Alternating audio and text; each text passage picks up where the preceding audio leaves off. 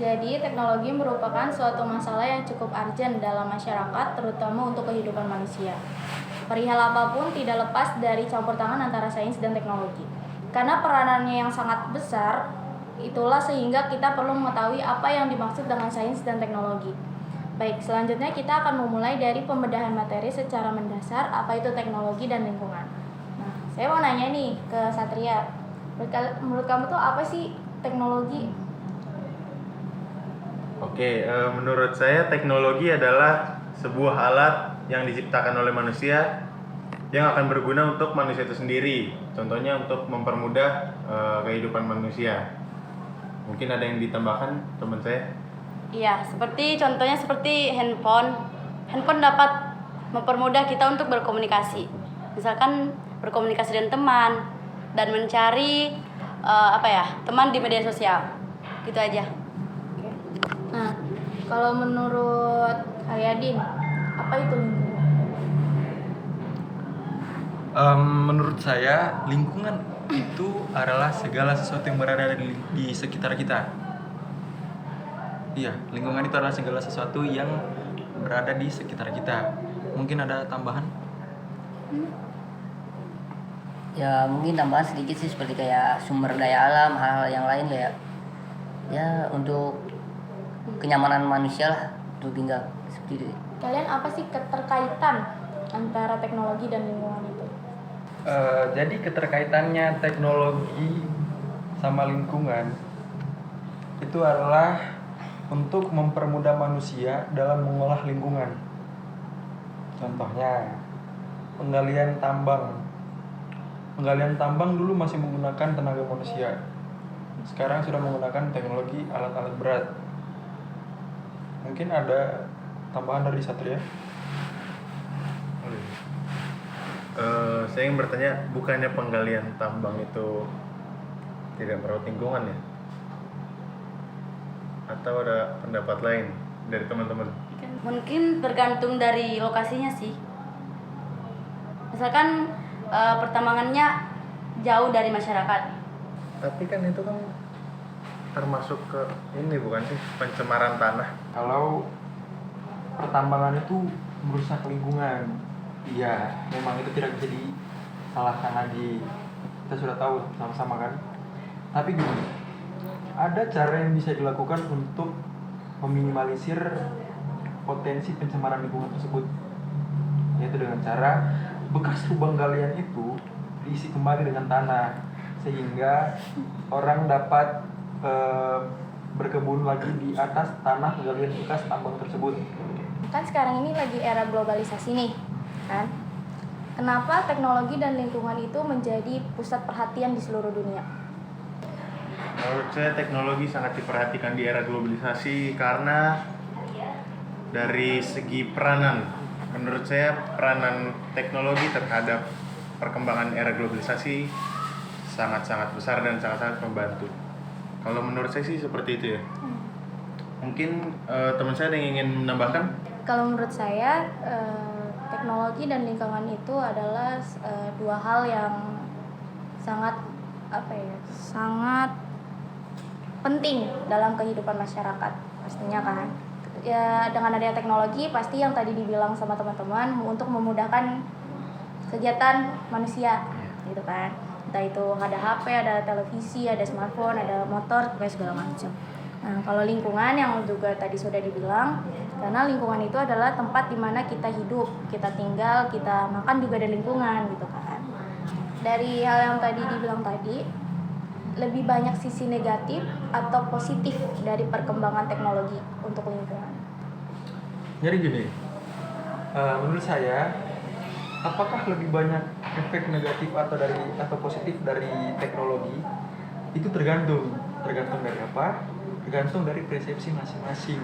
Bagaimana caranya manusia itu menyikapi adanya perkembangan teknologi? Kalau untuk di era sekarang sih kebanyakan dampaknya kayak negatif ya, karena gimana nih, untuk sekarang tuh anak kecil pun tahu cara buat main handphone untuk berkomunikasi dan hal lain. Apalagi buat gampang untuk mengakses yang lain tuh kayak gampang banget. Itu sih yang saya tahu untuk di dampak negatif dan positifnya. Kalau menurut saya jadi gini, kan tadi Rizky bilang kalau anak usia muda itu atau masih kecil itu sudah bisa main HP, mengakses apa segala macam yang ada di internet ya. Jadi gini, itu tergantung lagi dari pantauan orang tua.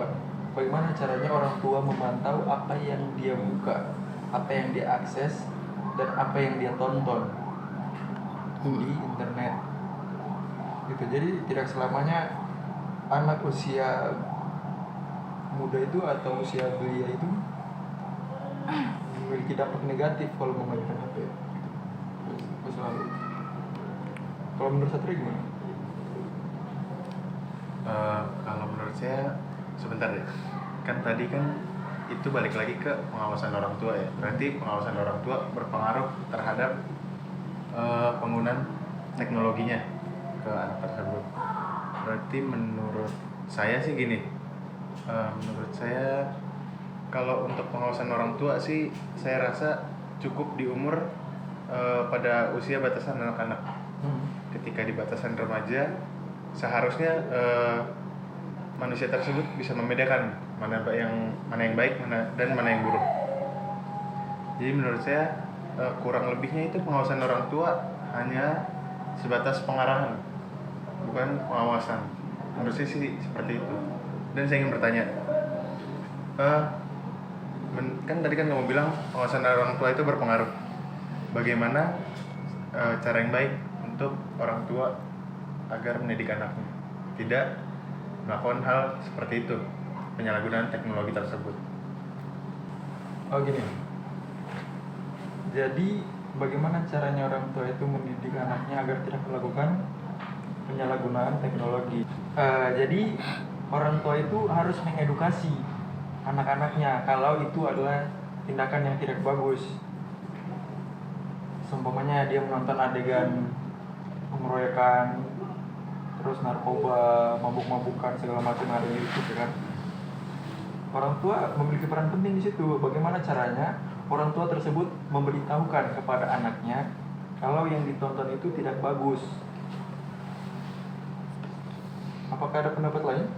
Ini menurut dia ada satu kasus kayak anak kecil waktu itu kayak bisa untuk belanja Shopee sampai 2 juta. Itu gimana itu? Kayak belanja kayak Shopee salah pemasaran dan sampai orang tua pun kaget dengan seharga itu. Dan itu pengawasannya itu emang kurang menurut Haryadin tuh kayak gimana? Kalau menurut saya itu berarti itu kelalaian dari orang tuanya. Kan sekarang Shopee, aplikasi Shopee kan bisa diinskripsi, bisa dipasangin pola ya kan. Kenapa nggak dikasih gitu? Ya kan? Itu tergantung dari orang tuanya. Mungkin orang tuanya terlalu membebaskan anaknya untuk menggunakan handphone. Kayak misalkan orang kayak ibu rumah tangga gitu kan, bukan seperti itu. Kan pasti ada kegiatan untuk rumah gitu kan.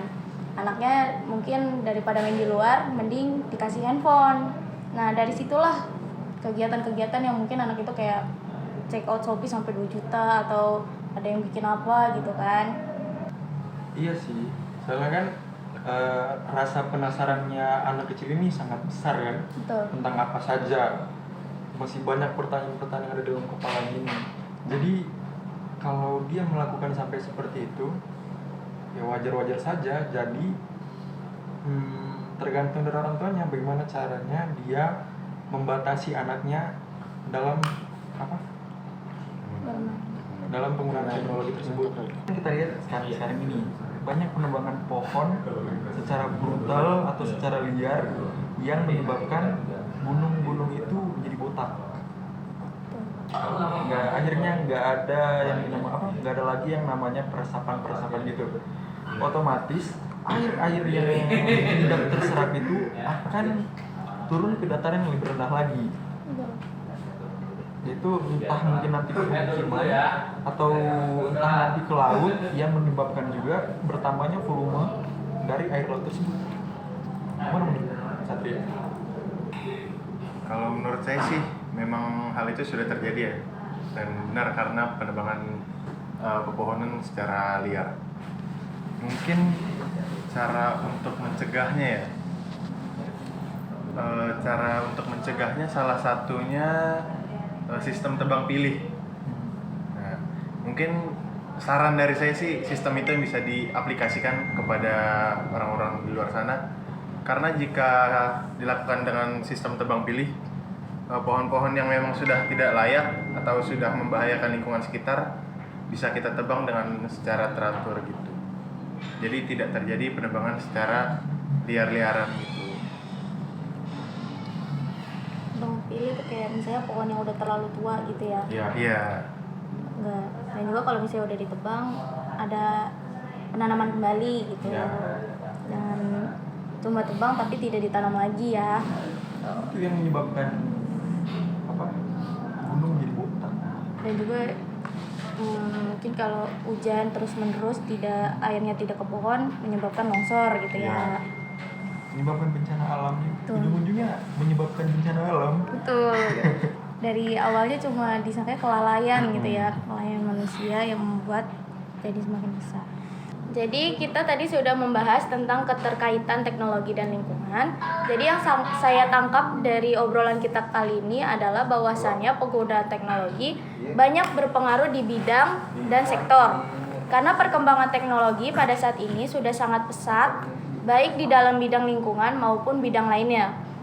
Dan pastinya penggunaan teknologi juga tidak bisa dilepas oleh manusia karena sudah menjadi kebutuhan sehari-harinya. Lalu efek positif dan negatif yang dihasilkan dari teknologi harus bisa dipilah-pilih oleh manusia itu sendiri. Karena jika manusia tersebut tidak ada kesadaran akan hal tersebut, akan terjadilah banyak hal negatif. Nah, dari teman-teman adakah pesan? Pesan-pesan dari saya yaitu marilah kita meningkatkan kesadaran diri kita untuk menjaga kelestarian lingkungan demi supaya nanti anak dan cucu kita dapat merasakan manfaat dari lingkungan tersebut. Terima kasih. Baik. Dan jangan lupa lagi untuk subscribe channel Ruang Kreasi Vkom UIC Jakarta. Sekian dari kita. Wassalamualaikum warahmatullahi wabarakatuh. Waalaikumsalam warahmatullahi wabarakatuh.